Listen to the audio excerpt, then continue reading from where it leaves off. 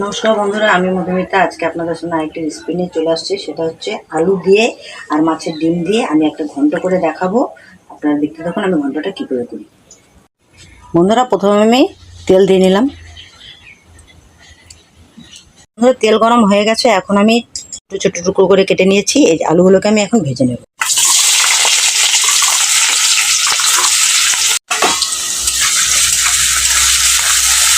আলুটাকে লাল করে ভেজে নেব বন্ধুরা। আলুর উপরে আমি দিয়ে দিলাম পরিমাণ মতো নুন, তারপর দিলাম হলুদ গুঁড়ো। এবার আমি আলুটাকে ঘেটে নেব।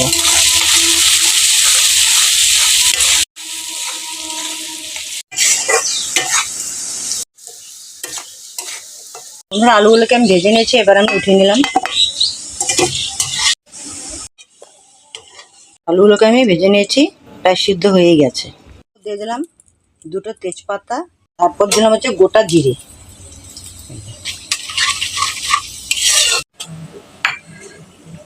বন্ধুরা, আমি এখন তেলের উপর দিয়ে দেবো পেঁয়াজ কুচি। এবার আমি পেঁয়াজটাকে ভালো করে ভেজে নেব। দেখুন, পেঁয়াজটাকে আরেকটু লাল করে ভেজে নেব। বন্ধুরা, আমি এখানে এতটুকু পরিমাণ ডিম নিয়েছি, মাছের ডিম। মাছের ডিমটাকে আমি ভালো করে ধুয়ে পরিষ্কার করে নিয়েছি। এখন মাছের ডিমটাকে আমি কষলে ভেঙে নেব। আমি কষলে এটাকে একদম ভেঙে নিয়েছি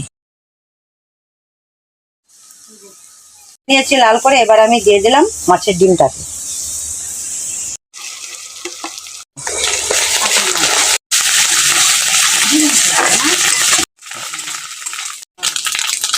বন্ধুরা, ডিমের উপর আমি দিয়ে দিলাম পরিমাণ মতো নুন, তারপর দিলাম হলুদ গুঁড়ো, তারপর দিয়ে দিলাম জিরের গুঁড়ো।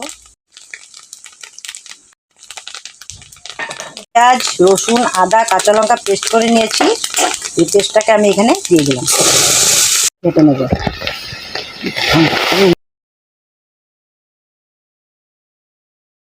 বন্ধুরা, এটাকে আমি ভালো করে কষিয়ে নেব। মাছের ডিমটাকে আমি মশলা দিয়ে ভালো করে কষিয়ে নেব। বন্ধুরা, দেখুন খুব সুন্দরভাবে কষিয়ে নিয়েছি। এখন আমি দিয়ে দেবো জল।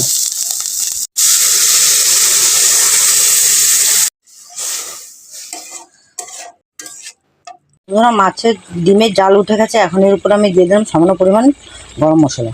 এবার আমি গরম মশলার সাথে মাছের ডিমটাকে ঘেটে নেব। মাছের ডিমের জাল উঠে গেছে। আমি এখন দিয়ে দেবো ভেজে রেখেছিলাম আলুগুলোকে দিয়ে দিলাম। আমি ডিমটাকে একসাথে মিশিয়ে নেব।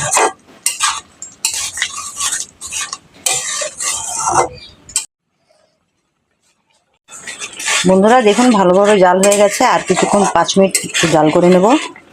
আপনারা যদি খেতে চান তাহলে ঠিক এইভাবে বানিয়ে খাবেন। দেখবেন জিনিসটা ঘন্টার মতো হবে, কিন্তু খেতে খুব স্বাদ। একবার করে খেয়ে দেখবেন, আর কেমন লাগলো অবশ্যই কমেন্টে জানাবেন।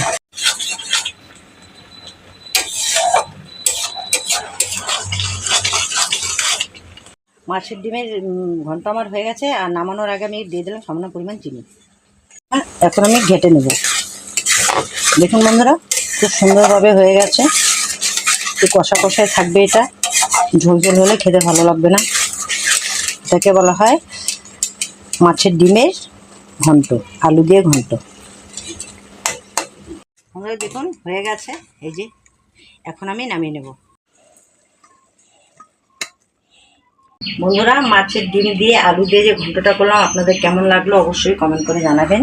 আর যদি ভিডিওটা ভালো লেগে থাকে অবশ্যই লাইক, শেয়ার, সাবস্ক্রাইবটা করে দেবেন। আর আমার মধুমিতা দাস নামে ফেসবুকে গিয়ে আমার পেজটাকে ফলো করে দেবেন। সুস্থ থাকবেন, ভালো থাকবেন। আবার দেখা হচ্ছে নেক্সট ভিডিওতে।